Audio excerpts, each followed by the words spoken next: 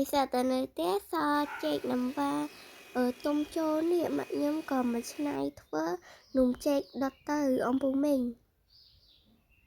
មុនដំបូងម៉ាក់ខ្ញុំយកចេកណាំវ៉ាបកសំបកឲ្យស្អាតហើយសកត់វាឲ្យម៉ត់បើអំពូមីងអត់មានសម្រាប់សកត់ហ្នឹងណាអំពូមីងអាចយកសម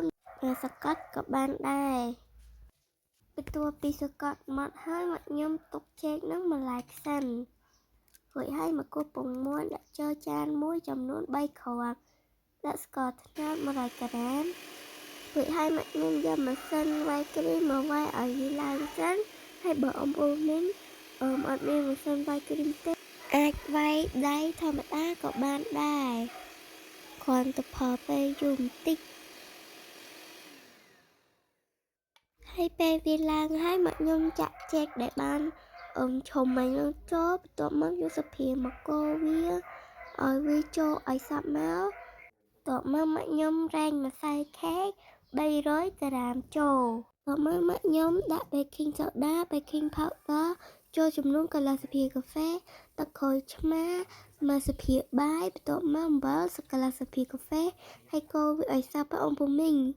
រួចហើយម៉ាក់ខ្ញុំរំលាយប័រដាក់ចូលបន្ទាប់មកកូរវាឲ្យសព្វទៀតមក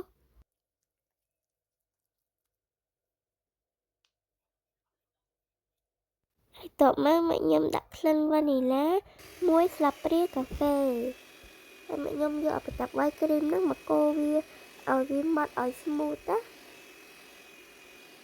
កូរវាវាយវាឲ្យវាម៉ត់ល្អបែបនេះ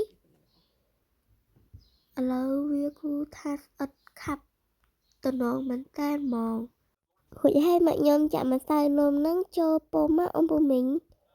ហើយហ្នឹងម៉ាក់ខ្ញុំធ្លាប់ចានអាលុយមីញ៉ូមពីក្រោមហើយដាក់กระดาษដុតនំហ្នឹងពីលើឥឡូវដល់វគ្គបន្ទាប់សឹកកលាយម៉ាក់ខ្ញុំដាក់វា5អំពូមីងអើយចំណងមែនតើហ្មងណាហើយឥឡូវម៉ាក់ខ្ញុំដុតប្រើកម្ដៅ180អង្សាហើយដុតរយៈពេល40នាទីហើយ40នាទីក្រោយមកគឺនំហ្នឹងឡើងល្អមែនតើហើយឡើងឈ្ងុយហ្មងណាពេលពងទៅដុតហ្នឹងគឺថាខ្ញុំយាមមើលសិនរហូតកាលណាឆ្អិនហើយនំហ្នឹងម៉ាក់ខ្ញុំត្រូវថែមដោះគោស្រស់ទៀតតែឌីសាអីគឺថាបើកទូមកខ្វាក់បងខ្ញុំញ៉ាំអស់អាលីងចឹងទៅក៏អត់បានដាក់ទៅមានអីក៏ឆ្ងាញ់ដែរចឹងបើអំពូមីងចេកទុំចូលអីអាចធ្វើតាមម៉ាក់ខ្ញុំបានតែនេះមិនឆ្ងាញ់ហ្មង